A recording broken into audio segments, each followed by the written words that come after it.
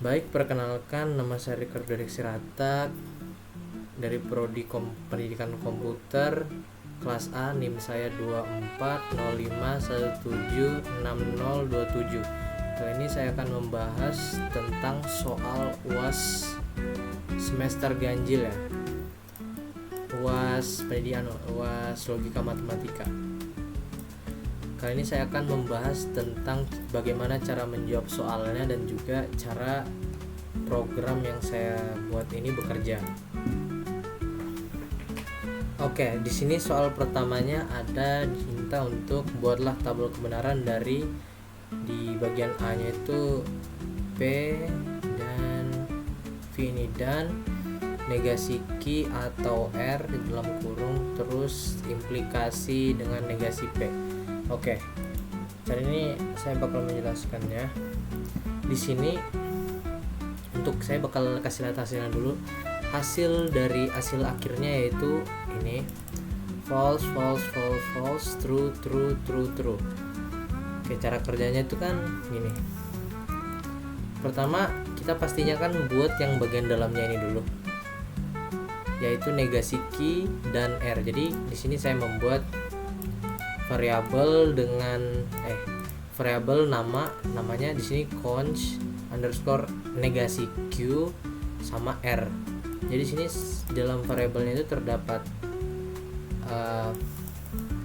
nat Q, dan juga di sini buat ini fungsi buat ini apa ya, nat Q ini berfungsi untuk mengubah Q tadi menjadi negasi. Ini bisa digunakan untuk mengubahnya jadi negasi, dan N ini digunakan untuk konjungsi. Jadi kan Q dan R, jadi negasi Q dan R. Nah, di sini ada variabel kedua yaitu disjungsi mungkin maksudnya, P or const. Ini saya langsung ambil nama dari ini aja. Jadi kan selesai ngerjakan yang bagian ini saya sudah buat. Nah, ini hasilnya nanti ada. Habis itu saya tinggal hubungin lagi P sama yang ini. Jadi saya tinggal hubungin P sama yang ininya. Selanjutnya di sini ada variabel negasi Q ya nat Q saja. Ada negasi P juga, nat P. Nah, implikasi bagian akhirnya itu saya langsung ini nat, ini kan implikasi itu kan ini ya. Artinya hasil ini diimplikasiin sama ini. Artinya cara buat implikasinya itu kita membutuhkan fungsi kayak gini, not dan or. Kita membutuhkan not dan or. Jadi not terus bagian yang ini, terus kita gabungin sama, terus kita tambahin or sama kita gabungin sama negasi P nya sesuai sama yang ini negasi P. Jadi disjungsi ini variabel disjungsi ini hasil akhir dari ini yang dalam kurung ini, sedangkan NP ini itu negasi P nya. Oke, selanjutnya kita harus manggil variabel-variabelnya itu agar nanti bisa dipakai, karena ini kan di dalam fungsi, jadi kita perlu memanggilnya. Terus di sini ada value list, ini buat tabel kebenarannya, ini buat header, ini bisa diganti-ganti. Ini bagian yang ini saya bisa ubah sesuai yang misalnya di akhirnya ini kan ini udah saya buat sesuai sama soalnya ini bentukan soalnya. Jadi ini kayak buat detail hasilnya aja subjeknya. Ini ada looping. Di sini kita masukin proposisi apa saja yang perlu dipakai. Misalnya mungkin kalau ada S, kita harus tambahin S di sini. Mungkin kalau ada S ya, tapi karena di sini tidak ada, jadi tidak perlu. PQR ya. Saya nggak sengaja. Selanjutnya yang Selanjutnya setelah kita masukin proposisi apa yang masukkan, kita perlu juga ubah bagian ininya. Ini juga perlu ini juga perlu diganti sesuai dengan ada berapa banyak proposisi yang dipakai. Misalnya ini ada PQR kan, artinya itu kan ada 3, jadi kita harus masukin 3. Kalau ini 4, kita harus masukin 4. Kalau ini 5, kalau ini misalnya ada 5 ya, PQRST, jadi kita perlu masukin 5. Nah di sini kita manggil anunya, masukin apa, variabel-variabelnya yang kita panggil di sini tadi, supaya bisa kita gunakan di sini. Dan ini hasilnya. Terus bagian B kurang lebih sama, cuma di sini kita lihat soalnya dulu. P dan ini V ini atau ya, P atau Q, terus dan sama R atau negasi S dan T. Oke, jadi di sini saya buatnya tuh ini dulu, yang dalam kurung 2 ini dulu. Habis itu baru saya gabungin duanya ini, baru saya akhirin sama ini. Oke, di sini ada variabel PV-nya ini, yang ini P atau Q. Nah, di sini fungsinya itu kayak gini, P or Q, karena atau kan or di sini penggunaannya. Terus ya yang ini RV negasi S ini sama. Nah, ini kan negasi S. Jadi kita harus perlu buat ini dalam kurung supaya lebih supaya bisa lebih mudah terdefinisi mungkin kayak gitu. NS, terus di sini NS ini negasi S, kita cuma perlu bikin not S saja. Nah, ini variabel 1 2 ini maksudnya ini langsung hubungin yang satu ini sama yang 2 ini, kayak dalam kurung 1 dalam kurung 2 ngomongin dengan dan N. Di sini kan logonya dan. Jadi dia bakal hubungin 2 ini. Setelah itu di akhirannya itu kan dan T. Jadi kita harus gabungin hasil akhir ini sama T. Jadi sehingga di sini saya langsung buat variabel akhir aja. Saya langsung gabungin variabel 1 dan 2, terus N T, langsung T saja. Nah, kayak sama kayak sebelumnya, kita panggil dulu di sini, masukin variabel-variabel yang ada di sini buat kita balikin lagi. Terus ini sama saja. Nah, ini kan ada 5 nih, P, Q, R, S, T. Nah, karena kan proposisinya di sini yang dipakai itu ada 5, P, Q, R, negasi S, T. Karena proposisinya yang dipakai ada 5, jadi saya pastinya masukinnya ini 5. Nah, terus ya sama yang kayak saya jelasin di nomor 1 tadi, variabel-variabel yang ada di sini tuh kita masukkan juga ke bagian sini, ke bagian loopingnya ini, agar nanti bisa dipakai di bagian sini. Dan ini hasilnya, hasil akhirnya yang ini. Baik, itu nomor 1. Sekarang kita lanjut yang nomor 2. Yang nomor 2 itu ada sebuah pesan wasiat yang ditemukan di sebuah rumah tua. Pesan tersebut menggambarkan letak harta karun di sekitar rumah tersebut. Dalam pesannya terkandung 4 statement yang berhubungan dengan letak harta karun tersebut, yaitu sebagai berikut. Jika rumah tua itu terletak di tepi danau, maka harta karun tidak terletak di dapur. Itu yang pertama. Yang kedua, jika pohon di halaman depan adalah pohon kelapa, maka harta karunnya disembunyikan di dapur. Yang ketiga, rumah tua tersebut terletak di tepi danau. Yang keempat, pohon di depan rumah tua adalah pohon kelapa atau harta karun disembunyikan di bawah pagar. Oke, di sini saya udah buat premis pertama di sini. Premis pertama itu kan not. Di sini premis pertama saya buat not P or not Q. Di sini ini kan yang pertama nih ya. P-nya yaitu rumah tua itu terletak di tepi danau, itu P-nya. Proposisi P-nya itu rumah tua itu ada di tepi danau. Terus Q-nya itu harta karun terletak di dapur, tapi karena ini tidak, jadi itu pasti negasinya, kebalikannya.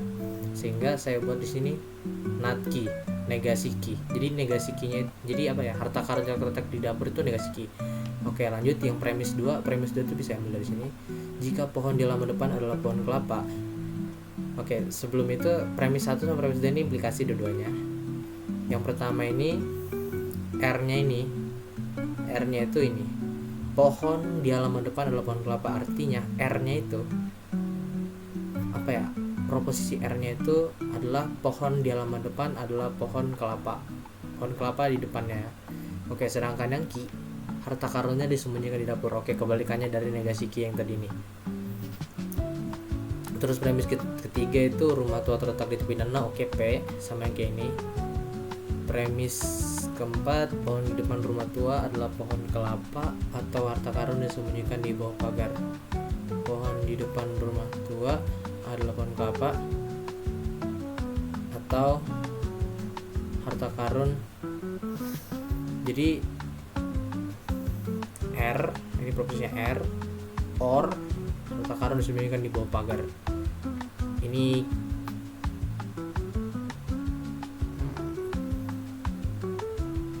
Oh ya, bukan di dapur. Hampir saya bingung, saya pikir ini di dapur. Jadi ini pagar, beda lagi, bukan di dapur. Jadi ini S. Baik, nah di sini kan sudah saya buat di sini. Ini premis 1 not P or not key, premis 2 not R or key, premis 3 P, premis 4 R or S.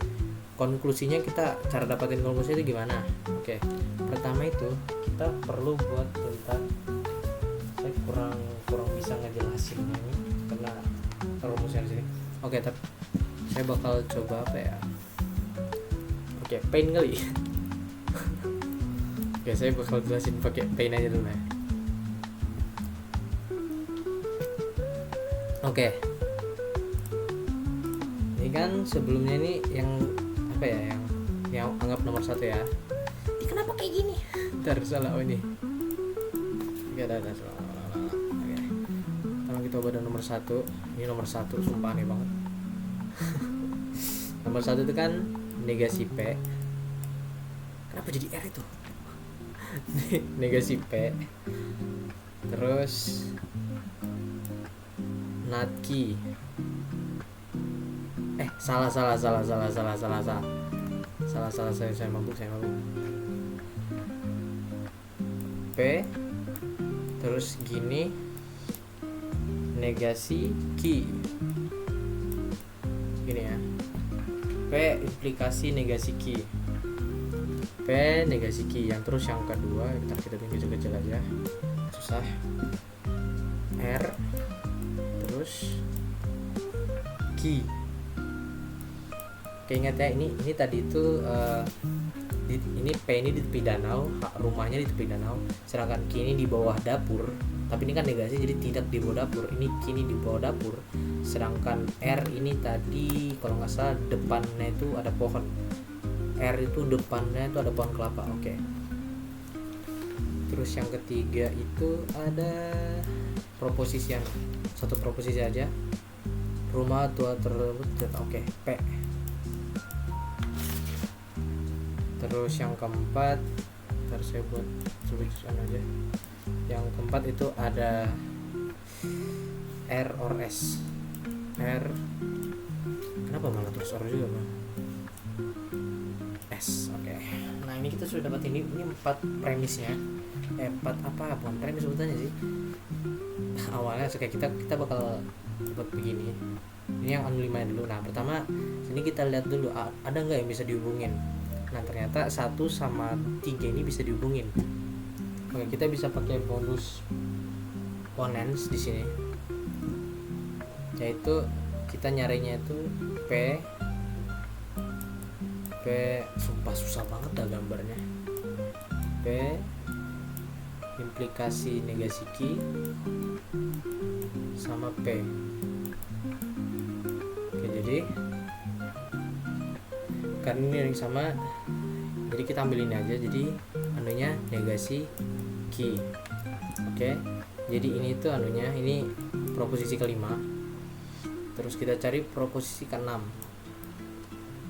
Kita cari lagi, ada nggak di antara sini yang bisa dihubungin. Terus kita bisa hubungin yang ini, R dan Q, 2 sama 5 ini.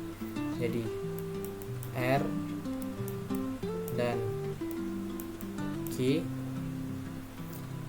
kita langsung pakai sama negasi Q ini. Oke, nah kita bisa pakai modus tollens. Nah karena ini berbeda, kita ngambil R, kita ini ngambil R karena kisah ini sama, tapi karena ini berbeda jadi kita bisa ubah R nya ini jadi negasi R. Nah sekarang kita dapat yang 6 nih. Sekarang kita bisa langsung lanjut ke 7. Aduh penuh lagi, langsung 7 sini sempit. Ke 7. Nah kita kan udah dapat R ini. Nah otomatis kita bisa anu lagi yang ini 4 ini kita bisa hubungin sama 6 ini dengan silogisme disjungtif kalau nggak salah. R atau S kita hubungin sama negasi R. Saya anu sini aja. Oke, ini kan R atau S kita hubungin dengan silogisme disjungtif dengan R negasi R ini hasilnya jadi S. Jadi kesimpulannya itu S. Nah di sini saya udah buat konklusinya, kesimpulannya itu S. Karena kita sudah dapat kesimpulannya, jadi kita tinggal hubungin ini. Kita tinggal apa ya? Yang ini soalnya. Kita tinggal hubungin semua premis ini sama ini sama ini sama ini. Kita hubungin ini sama ini sama ini sama ini tuh dengan, kalau kita hubungin ini dengan dengan fungsi dan fungsi diskonjungsi. Jadi apa ya? Premis 1 dan premis 2 dan premis 3 dan premis 4 baru kita gabungin sama kesimpulannya ini yang S, kita gabungin dengan implikasi. Nah di sini saya sudah buat jawabannya di sini. NAT ini awal dari implikasi. Nah ini hasil premisnya, ini hasil gabungan dari semua premisnya itu dengan menggunakan konjungsi premis 1 n premis 2 n premis 3 n premis 4 dalam kurung. Setelah didapatin hasilnya baru kita lanjut ke anunya, anggap aja ini hasil akhir premis. Jadi NAT hasil akhir premis or konklusi, jadi itu implikasinya. Nah kurang lebih ini sama kayak sebelumnya, yang sebelumnya. Ini kita panggil, ini header, ini proposisi, ini jumlah proposisinya, terus ini variabel-variabel yang kita butuhkan kita panggil di sini, lalu kita tinggal print di sini, dan ini hasilnya terus semua. Karena penarikan kesimpulan kan butuhnya harus terus semua kan, jadi ini udah betul. Oke, baik, kali ini kita bakal lanjut nomor 3. Di nomor 3 ini diberikan 2 himpunan, ada A 1 2 3 bla bla bla, ada B 5 8 11 12 13. Oke, di sini tentukan apakah himpunan A dan B bersifat saling lepas atau tidak. Jika saling lepas, tambahkan semua elemen dari kedua himpunan. Saling lepas itu tidak ada irisan ya. Saya lupa lagi nih penjelasan guru saya ini. Oke, ini kalau nggak salah tidak ada irisan kah? Kalau tidak ada irisan, tambahkan semua elemen dari kedua himpunan, artinya kita pakai himpunan gabungan ke dalam himpunan baru dan tidak. Jika tidak, tampilkan irisan antara. Oke, jika ada irisan, tampilkan irisannya. Jika tidak ada, tampilkan gabungannya. Oke. Jadi di sini saya sudah buat, ini sudah saya masukin himpunan A, himpunan B di sini. Ini variabel buat nyari irisannya dulu di sini. Ini buat irisan itu kan variabel itu kan menggunakan ini logo dan kalau nggak salah.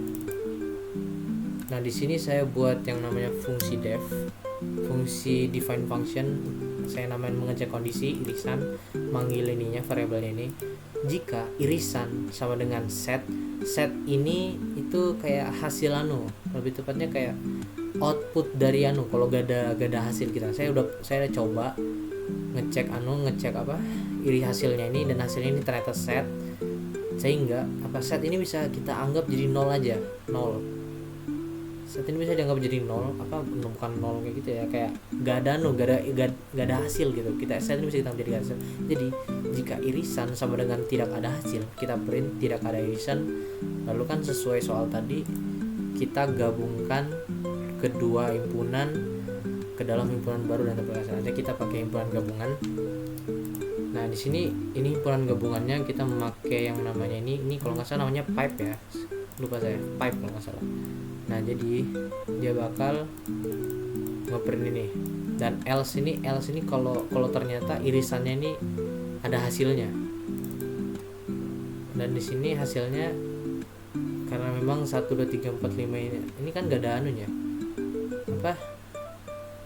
tidak ada irisannya. Ini saya coba jalanin.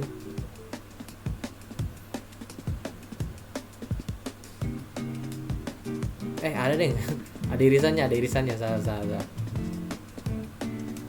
Ini kondisinya ini cuma ini cuma buat tambahan kondisi karena sesuai pertanyaannya kan jika tidak ada, jadi saya cuma menyediakan kondisinya. Kalau memang ini irisannya tidak ada, dia bakal ngeprint ini. Nah ini hasilnya, karena irisannya ada yaitu 5 yang ini 5 8 apalagi 11 12 13 karena ada yang sama kan. Nah gimana kalau kita mau ngecek ini, kalau memang ini fungsinya berguna buat ngecek kalau memang irisannya nggak ada. Oke, kita bakal coba ya. saya masukin 1 2 3 4 5 6 sama himpunan B itu ini kan udah beda ya, ini jelas-jelas ini gak ada nih, jelas gak ada yang sama, gak ada irisannya.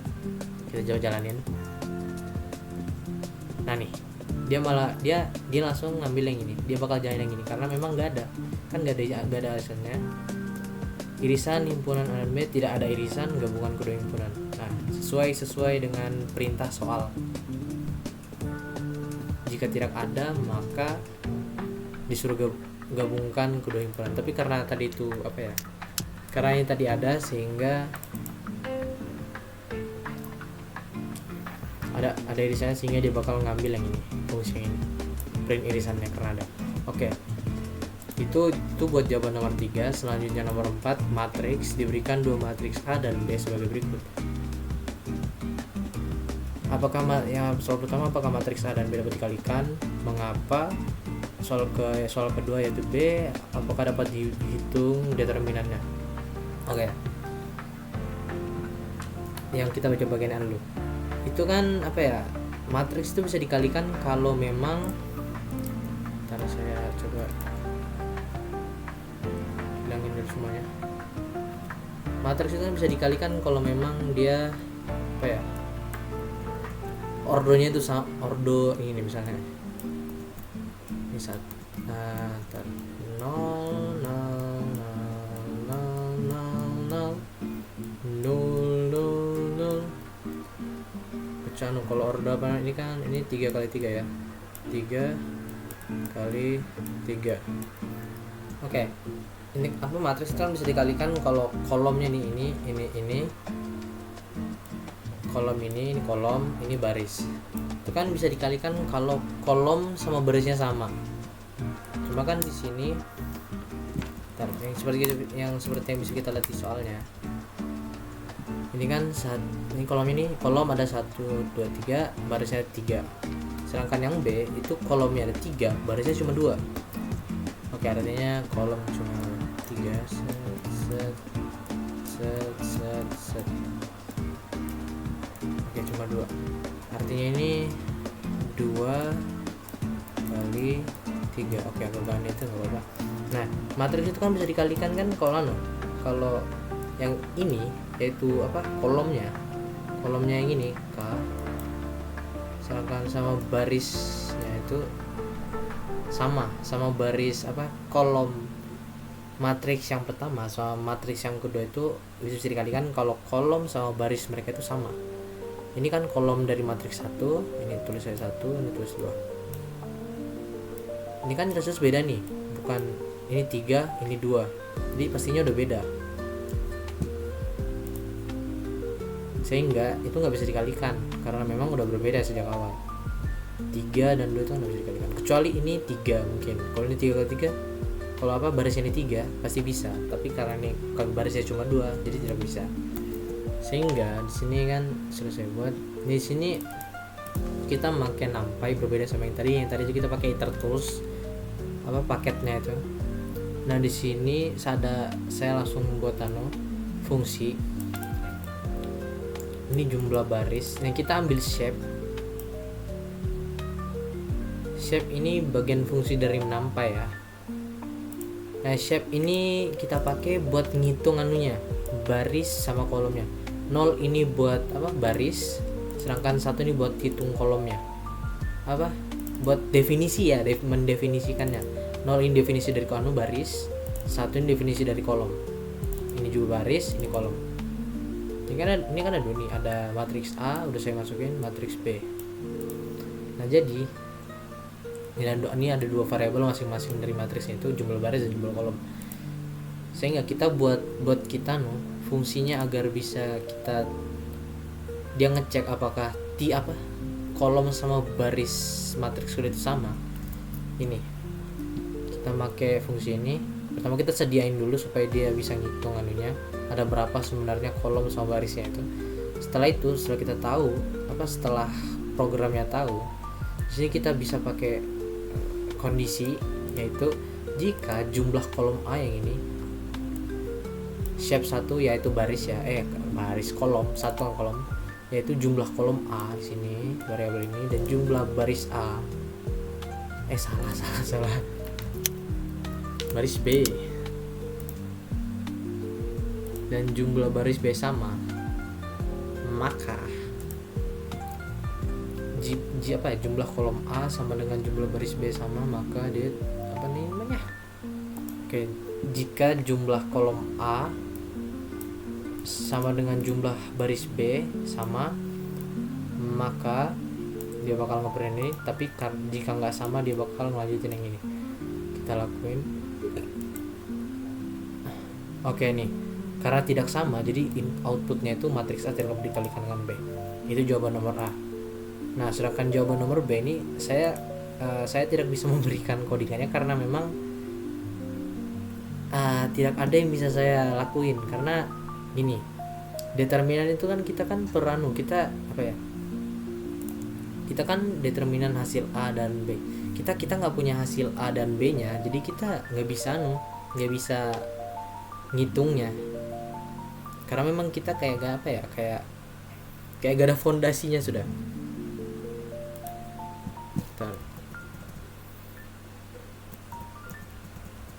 Ini kan kalau menghitung determinan itu kan kita harus ada ordo, harus ada beginian lah sebutannya, matriksnya.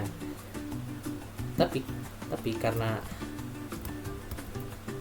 sesuai dengan ini hasil dari soal bagian A nya ini, karena tidak ada hasilnya, matriks A tidak dapat dikalikan, jadi nggak ada, kita nggak bisa ngitung determinan A dan B karena memang tidak ada fondasinya, kayak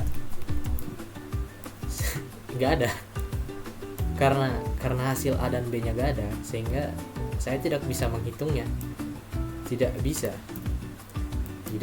menghitungnya karena memang gak ada fondasinya, gak ada fondasi buat codingannya. Jadi saya di sini langsung tulis aja dikarenakan tidak ada hasil dari perkalian A dan B, sehingga determinan A dan B tidak dapat ditemukan.